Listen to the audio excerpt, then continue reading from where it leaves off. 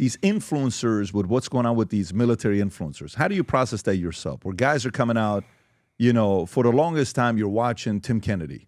Yeah. And Tim Kennedy, freaking, he's a man's man. Whatever they want to say about the Medal of Honor or whatever the challenge was with that, he's a man's man. He fought in the UFC. Any guy that wants to sit there and say you're a tough guy, go ahead and sit up against him, see what he says. But what do you, how much criticism and pressure is there from the actual community, the fraternity of guys that went at that level to hold each other accountable and be like, no, you never got that medal. Why are you saying that? Why are you over-exaggerated? Why are you doing this? Why are you doing that?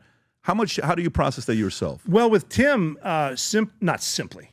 If you're a black belt in jiu-jitsu and you won fights in the UFC, you're very accomplished. That's badass. His was a bronze star. Okay, there's two different bronze stars you can get. You can get a bronze star as an admin ward. You get a bronze star with valor for combat against the enemy.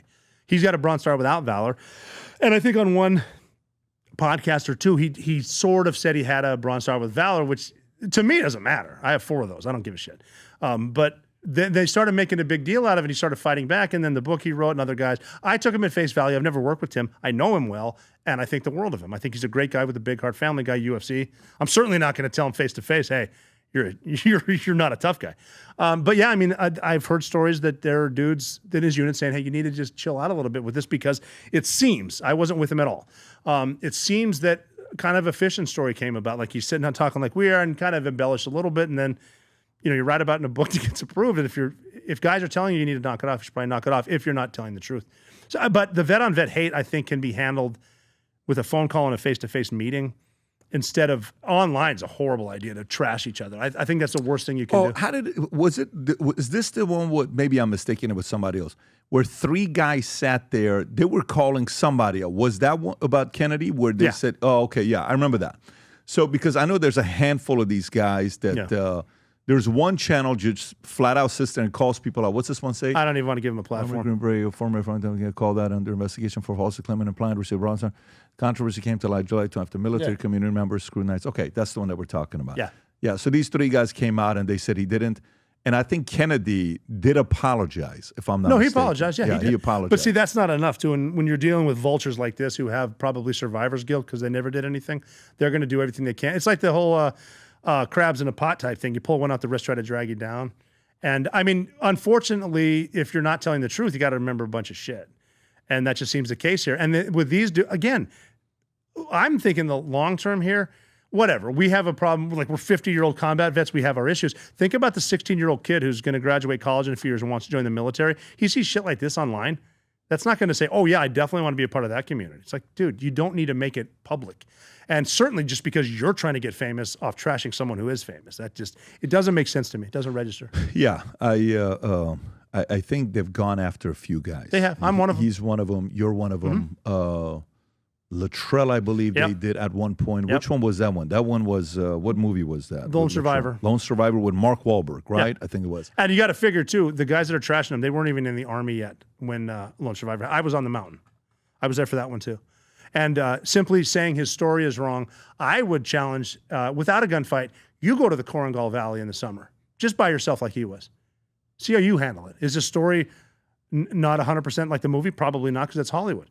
That is a scary place to be. And just Marcus broke his back and was buried alive for 2 days. Don't say he's a liar if you have no frame of reference. I wasn't even there with Marcus, but I was there at the time. I was awake for 3 days looking for him. And that's a hell of a mission. You were looking for him for 3 days? Yeah, I was actually one of the guys one of the last guys to see most of those dudes alive. Because I was at that safe house in Jalalabad, Afghanistan. This is June of 2005.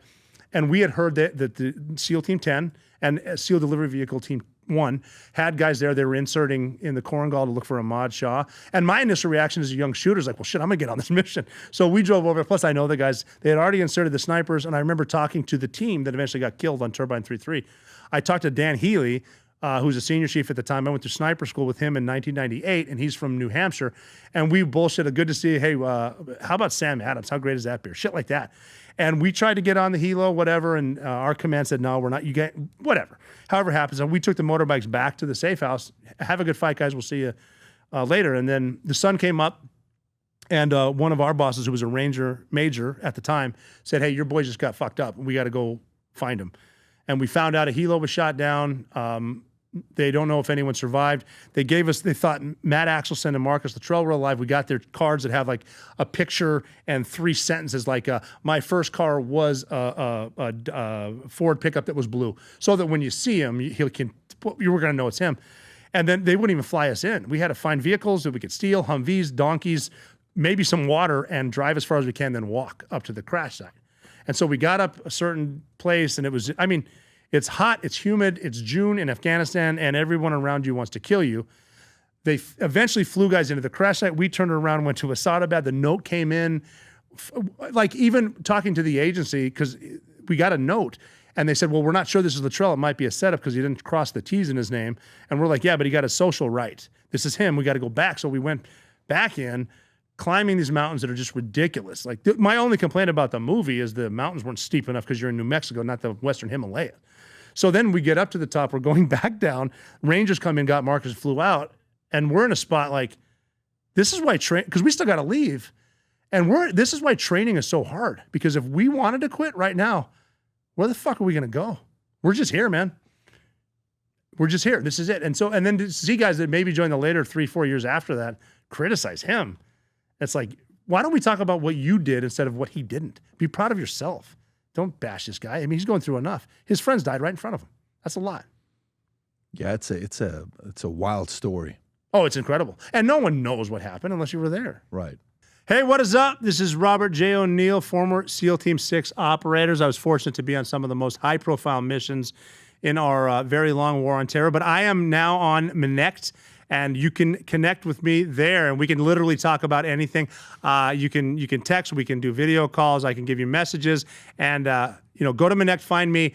Literally nothing is off limits. Any crazy questions you have that you may or may not want the answers to, I'm more than happy to do it. So find me on Connect. Again, this is Robert J. O'Neill. See you there.